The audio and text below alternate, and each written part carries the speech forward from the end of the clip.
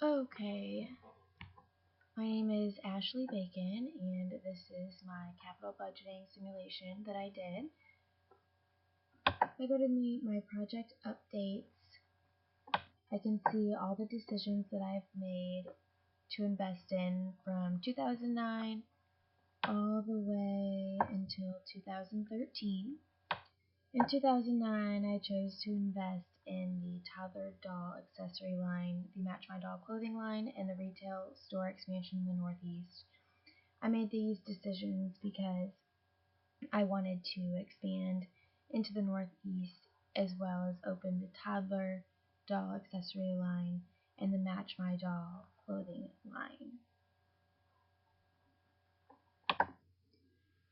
And then continuing on with the decisions that I made until 2013, I wanted to not only target toddlers and tween girls with my decisions, but I also wanted to keep expanding.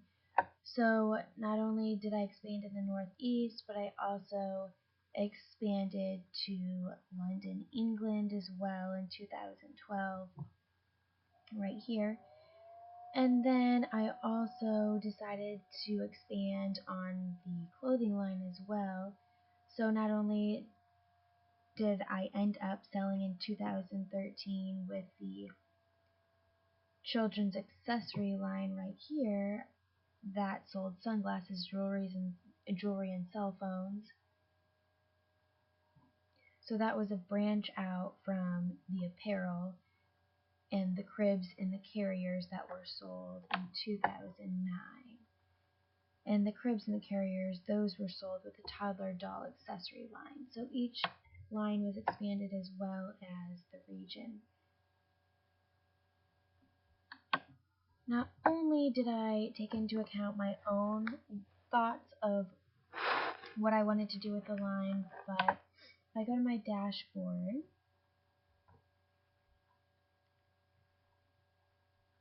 I also took into account the revenue, operating income, and net income for 2009 and onward.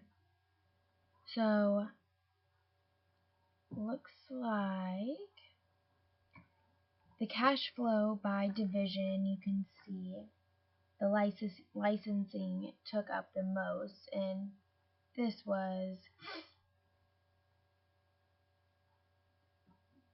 the least in that I made with revenue by division. And then the second one was the retail, and then finally production. Most of my revenue came from the retailing and the production, the least from licensing, which are just like the patents, and you would expect that because the retail you're selling the clothes, and production you're making them, so that brings in most of the revenue. We also know that these are good investments because the revenue increased from 2009 to how it is currently, 245 to 321, as well as the operating income and the net income. These also increased as we continue to acquire assets. My ending APV is 454.61, which is a positive number, so we know this is great. If I go to my income statement and balance sheet here,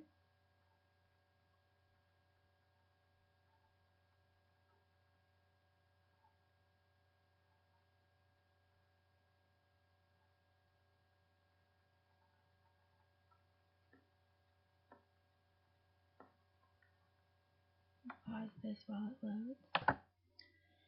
Okay, first, if I go to the income statement and the balance sheet, I would always look and see if my net income would be increasing from the year that I'm in and beyond. So it looks like the net income is increasing from 24 to 26 to 27. Goes back to 26, but then it goes to 28, 30, 32. So it's increasing all the way to 42. So we know that's good. You can see how each department, production, retail, and licensing is doing, not only just the company consolidated.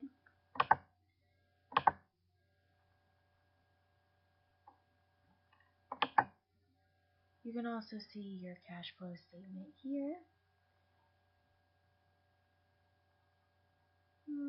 We always wanted to make sure our ending cash balance was a positive number and that it was going to be increasing. So it looks like we have 2.7, it goes down to 2.6 and 2.6, but it does increase. It looks like it comes to the threes over here, which is good. We do want to see our ending cash balance a little higher than this, though, and increasing at a higher rate. If I go to my project details, here I can see this is what I mainly looked at when I made my decisions, because I could see the project discount rate, I could see how high of a risk it was, and then the lifetime project cost, 2015 project cost, and then a little description of what the asset I was going to be acquiring entailed. Then we have our net present value, internal rate of return, the discount rate, the payback period, and then the PI. Here we can see our net income again. This looks to be increasing from 18, 19, 20, 21, 22, 23. That's great. Our ending cash balance looks to be increasing as well. We would want to see this increasing a little bit faster and higher, but it is increasing and it's not decreasing, we can see, so that is good.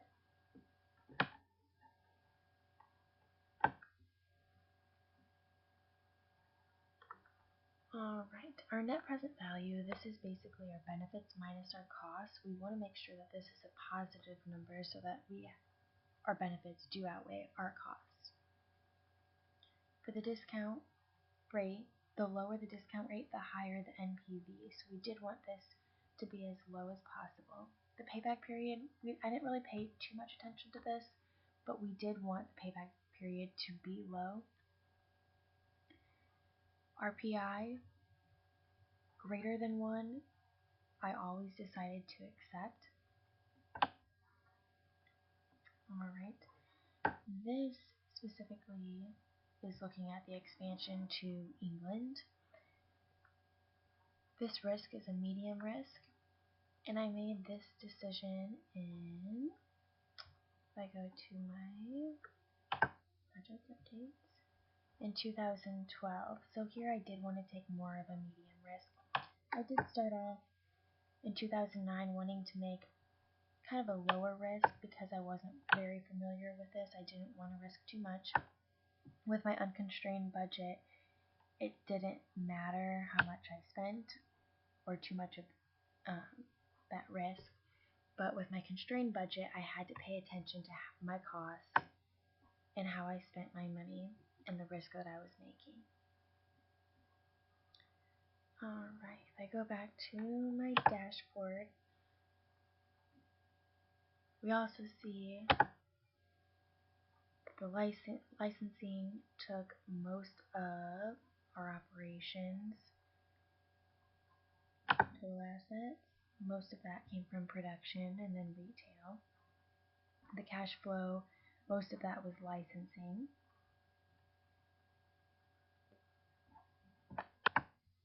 Okay, now I'm going to try and follow the rubric here to explain how my company's APV ended up to be 454 and 61.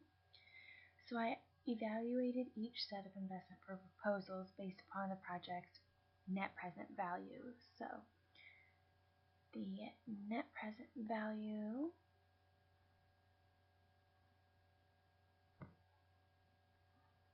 is this number right here. I chose to invest in the project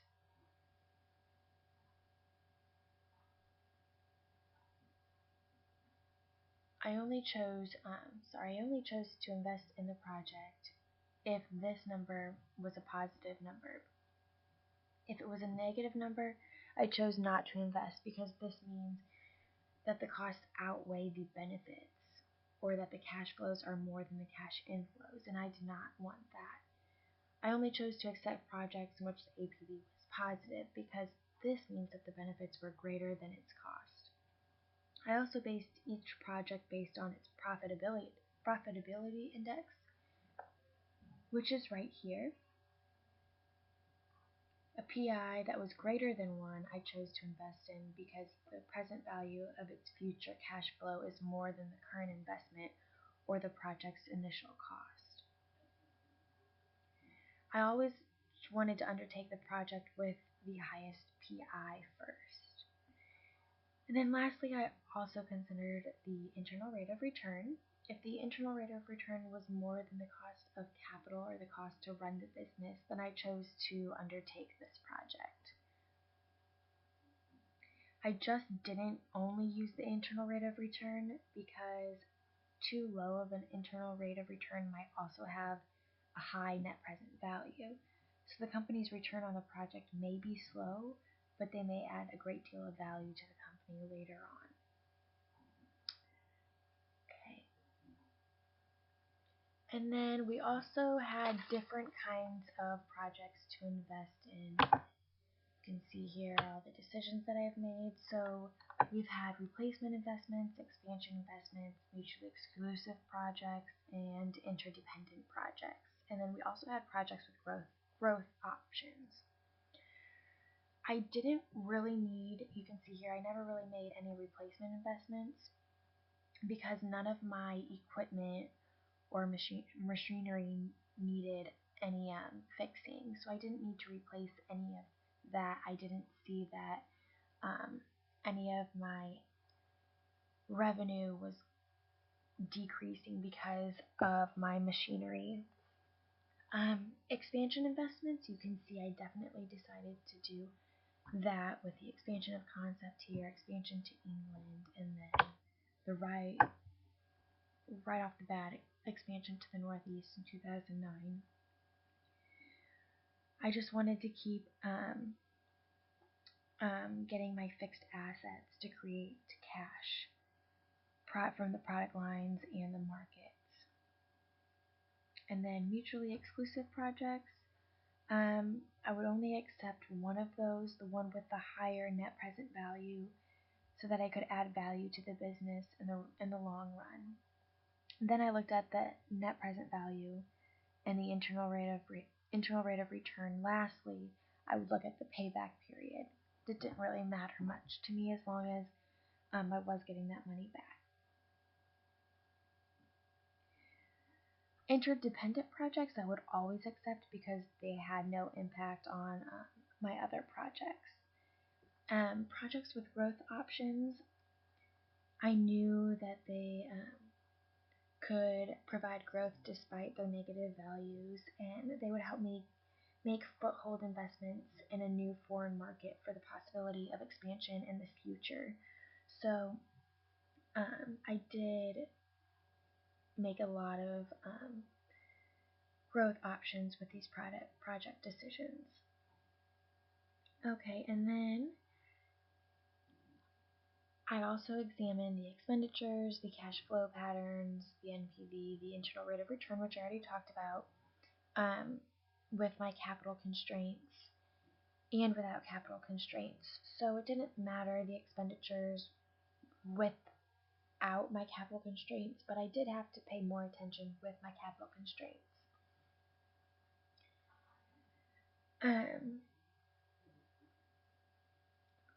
So the NPV we know we would accept if it was greater than 1 and if the internal rate of return was a positive percentage.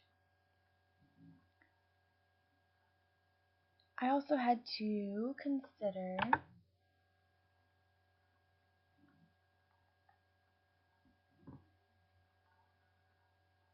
resource allocation by looking at projects from a senior management perspective. So for this, I wanted to minimize my costs as much as I could while maximizing my profit through my project decisions.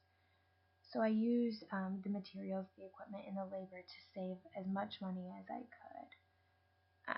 As a senior management, that would be their motive when investing in these projects.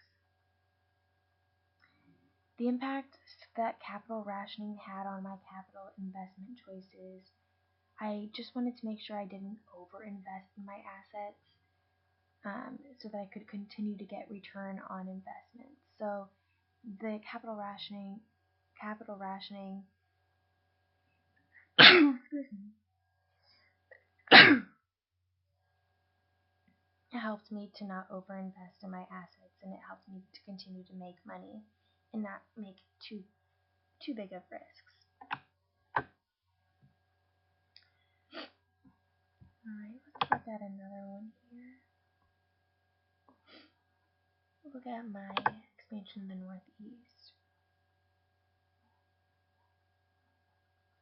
NPV is very high here. Positive internal rate of return. Payback period is decent. Positive PI. This was a very high risk to take right off the bat, although we did get positive numbers from here, so it was a good decision. And then my ending cash balance, of course, increased each year, so we know that that was a good investment to make in. Alright, and then we also had to account for the risk-adjusted discount rates. So an increase in the adjusted rate would decrease the net present value. So we wanted this to be a low number, or else it was a less acceptable and a riskier project to undertake. So it is risky overseas. So here we can see the discount rate here and the discount rate here. And then we also had to follow some capital budgeting rules, and this also influenced my company's performance and its marketing position by following these rules. So some of these included taking into account the time value of money, maximizing my wealth with the given constraints really helped me to really think about the decisions that I made. So a positive net present value I would accept, and a negative net present value I would regret. I would always accept if the internal rate of return was greater than the market rate, because we knew we would be making money then. So that was a little explanation on all my decisions that I made here. And here we're back at my dashboard.